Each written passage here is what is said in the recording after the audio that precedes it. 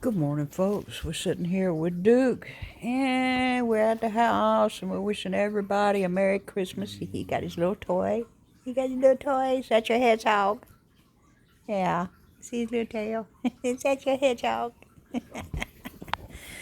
I wanted to go over a couple things because I've noticed this in the trucking industry that people tend to move from job to job. I know I did. Until I found my calling, as they say.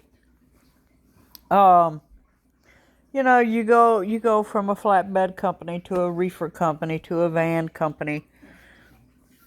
So I wanted to go over a couple things that you might want to look at. Now, this is strictly for company drivers. You get into the lease operator and the owner operator, it's a whole different ballpark.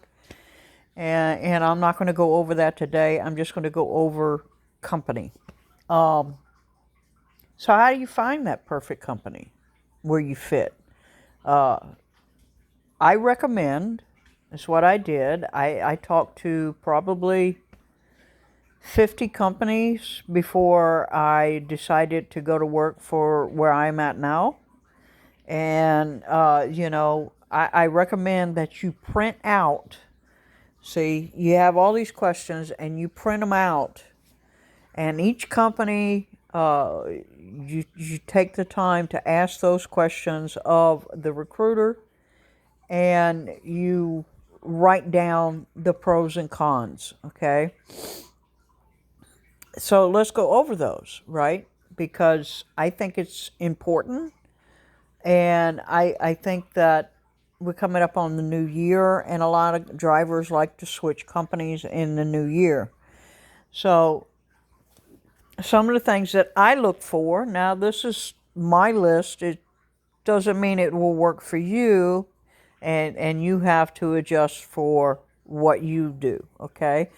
The number one thing I'm going to ask them is what area do they run? I mean, do they run locally? Do they run regionally? Do they run over the road? What is it? What do they consider over the road? Because I have found that some companies call over the road what they call their regional drivers, and their regional drivers will be home on the weekends, but they call that their over the road, believe it or not. Um, and that segues into the next question. What about home time? Do I get home every day? Do I get home every a couple days a week? Am I off on the weekends? Do I only get home one weekend a month? That, to me, those two are my most important things.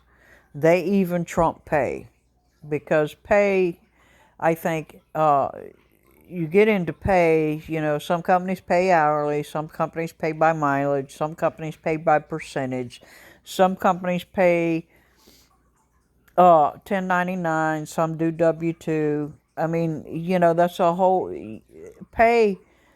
To me, home time and where I'm running trumps my pay, because pretty much everybody that you're going to be looking at, the only reason you're looking at that company is you've already considered what they paid. So those are my top three. Number four, a lot of people don't talk about this, but what kind of equipment do they run? Okay, so I've never done tankers. I would not even talk to a company that's running tankers. Okay, because I have no experience in that. I'm old, so I would never talk to a company. I love Melton, don't get me wrong, but I would never talk to a company that does flatbed, because I'm just not physically capable of doing that. So you want to know what kind of equipment they run. Now, I prefer a company that has Volvos and Freightliners. Some of my drivers that I know prefer a company that has the Kenworths or the Max. Others like the Peterbilts. Okay, so you want to take that into consideration, especially if you're driving over the road, because that is going to be pretty much your home on the road. So you want to be comfortable in that equipment. So that's another question you want to ask them. How old is their equipment? What kind of equipment? Things of that nature. Also, in the trucks, if you are running over the road, Do they allow inverters so that you can put it in a refrigerator and a microwave? Do they allow that? Or do they come with them? Now, a lot of the newer trucks already come equipped with refrigerators if you're an over-the-road truck. If you're a regional truck, they do not. So you want to ask to find out, hey, if I get an inverter, can your shop put the inverter in? Because a lot of times it has to be done by their shop for insurance purposes. They're not trying to be mean or anything. It has to be done that way for insurance purposes. And some companies allow it and some don't. If you're living over on the road, I would hope that they allow you to have an inverter so that you can have a refrigerator and a microwave. I mean, that's typical for any over-the-road driver. But some don't. So that's something you don't think about to ask. So that's one of the things that I would ask. Also, pets. Do they allow pets? What kind of pets do they allow? Believe it or not all dogs are allowed on trucks with all companies. Typically, if you have a larger dog, such as a Great Dane or a Rottweiler or a Pit Bull, you might have to get a waiver to have that dog on the truck. I mean, I hate to say it, but there's been drivers who have caused issues with those type of pets. Also, cats. Do they allow cats? Do they allow a parakeet? Do they allow a snake? Okay, you're going to say, who would have a snake? Trust me, I've seen them. People have them. Okay. How about, does the company have medical insurance? Does it have life insurance? Does it have 401k? Or are you going to have to do an IRA? That goes back to your pay also. You know, do they pay W-2 or do they pay 1099? How long has that company been in business? You know, have they only been in business a year? Well, you know, I've been in the business for 21 years. I've seen trucking companies come and go. You might want to steer clear of a brand new company. You might not. You might think, well, hey, yeah, I get in on the ground floor. Maybe. I tend to steer clear of companies that haven't been in business for 10 years. That's just my personal opinion. I have found that the newer companies, yes, I do understand that newer companies have to build their business, but I typically steer clear of companies that haven't been in business for 10 years. Now, that being said, I did go to work for an individual who was awesome. Okay, he just could not, because he had not been in business but for a year or so, he just did not have the freight to keep me moving, and so I had to unfortunately walk away. But he's a very good guy, and I wish him all the best. So some of those questions you need to ask. Okay, here we go. We're going to go back to equipment now. What are they governed at? All right. Some trucks are governed at 65. Some trucks are governed at 75. That can be an issue, especially if you're running out west where the speed limit typically is 70 to 75 for trucks. So, you know, one of that equipment issues, right? What are they governed at? Do they charge you for out of route miles? Now, what I mean by out of route is, let's say that they route you one way that goes all interstate, but you know that you can take a U.S. highway which cuts off probably 3 hours off of your time to go to that customer. Believe it or not, even though you know that is a legal truck route, if you go off route, some companies charge for that. They will charge you those miles. So you won't get paid for those miles. You'll get charged those miles. So that's one of the questions you want to ask. Can you turn down short loads? Some companies allow it, some don't. Now, the reason I say that is, here's a good example. You're out in California. You've been out in California for 2 weeks. They've been running you 250-mile trips. You're not making any money. You're just being their local dog, pretty much, to run because their local guy quit. So now they got to cover those loads. So you just happen to be in the wrong place at the wrong time. Can you turn down loads? Do they give out your phone number to the brokers? This has occurred to one of my buddies who drives over the road, that he woke up at 2 o'clock in the morning. He's 15 miles from the customer. The customer can't take him until 8 o'clock in the morning. He knows this. He's already talked to the customer. And the broker starts calling him at 2, asking him why he's not moving to the customer. Yeah, this does happen. So that's a big no-no for me. Do they have breakdown and vacation pay? So unfortunately, if you do break down, let's say you blow a tire on the side of the highway and you end up being there for 4 or 5 hours, do they pay you anything for that? Okay. Let's say that your truck blows a turbo and you end up going in the shop for 2 days. Do you get paid for that? And do they pay for the hotel room while you can't be in the truck while they work on it? Good questions to ask. Do they do mostly dropping hooks, or do they do live loads and unloads?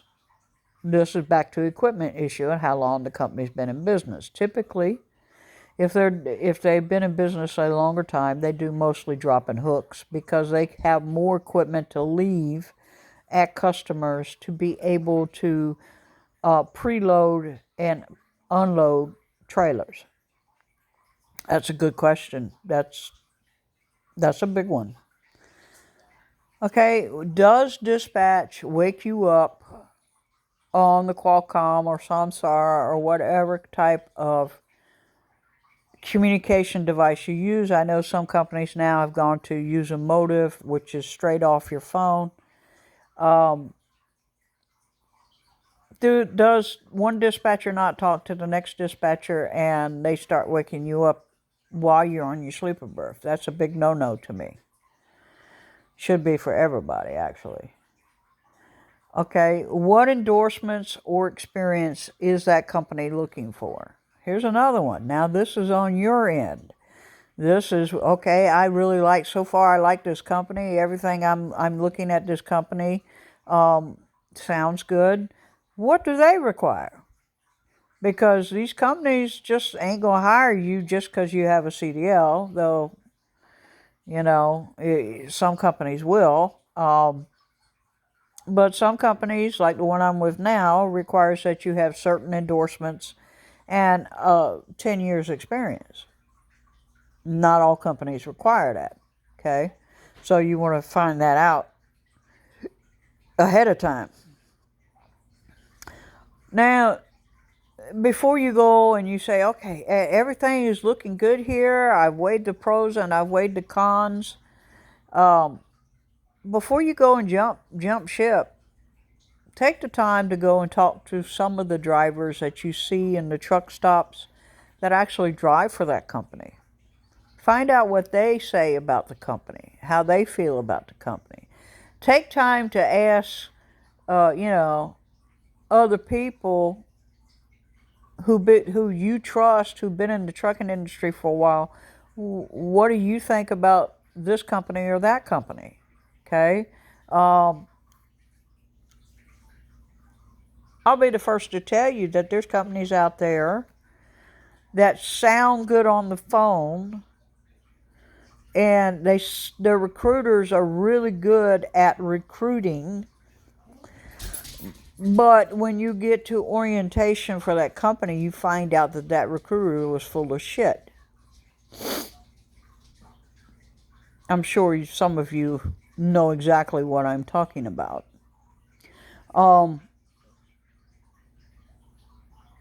So yes, you going from one company to another, you don't do it at the drop of a hat. Okay? I've screwed myself because of that. All right? I just want to say that clearly. I'm telling you a mistake that I've made in the past that I don't want you making. If you want to look at getting a new company or going to work for a new company, you don't just quit.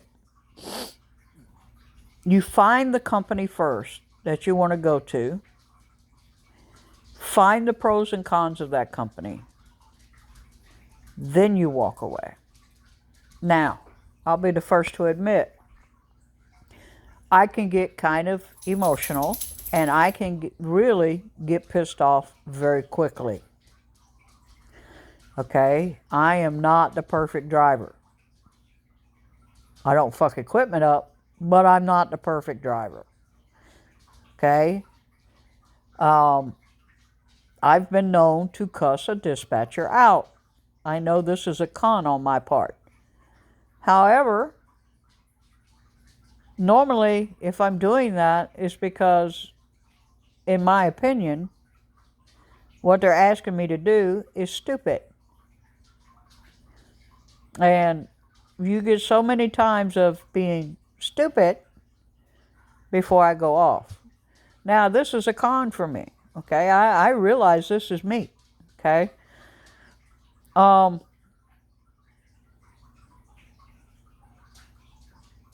But truthfully, if you want to leave a company and you feel like that company, you're not making money there, it's a bad company, typically you're still making money, so you typically want to take the time to find out about other companies before you jump ship. Now, like I said, you're going to ask this of, I guarantee you, at least 50 companies. If you have any type of experience at all and you email one of these trucking job sites that you're looking to move companies, I guarantee you're going to have at least 50 companies respond to you, and your phone is going to start blowing off the hook. I guarantee it.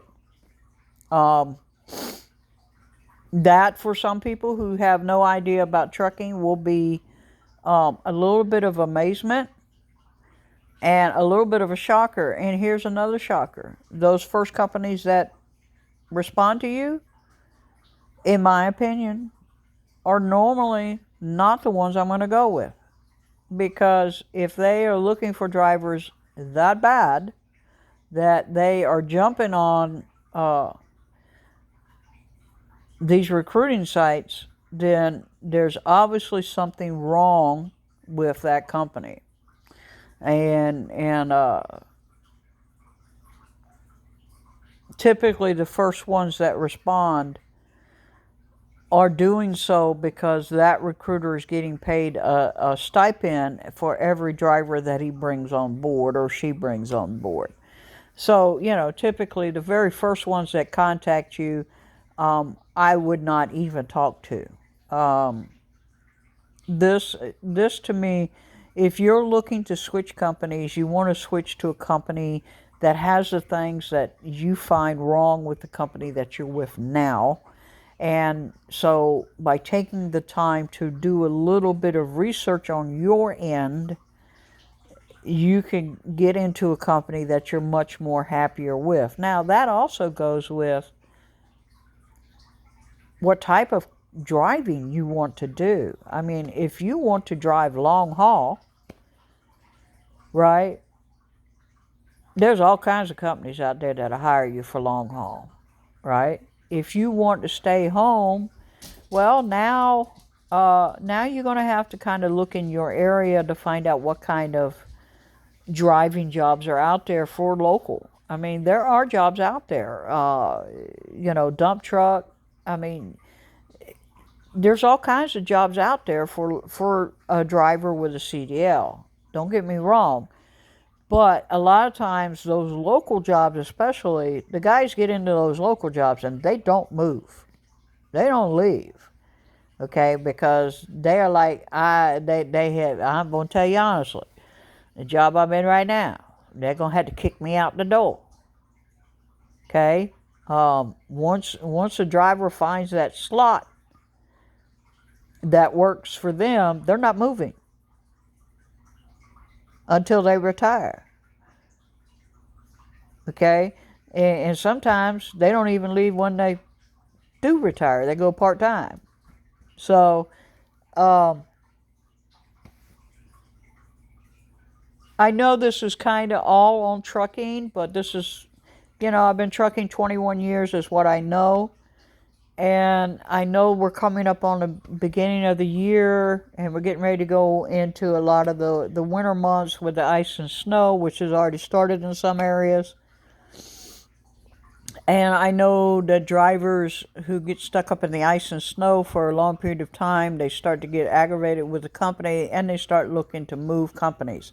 So I just thought that this would be some of the things that I look for and I ask for. I mean, there's a myriad of questions you could ask. But I really think that for you, you need to write down what are you looking for in a company. Figure out the pros and cons for each company. I mean, literally write those down. Because if you don't write them down and everything sounds good with one company, and then there is a major con that you look for that is a red flag, and you forgot to write that down, and then you get into orientation and you find out that that red flag is there. Yeah. I did this with, I'm just going to be honest, I did this with U.S. Express. I went to orientation, went all through orientation, got to the end of orientation, and then I started asking, do they charge for out-of-route miles? Big red flag for me.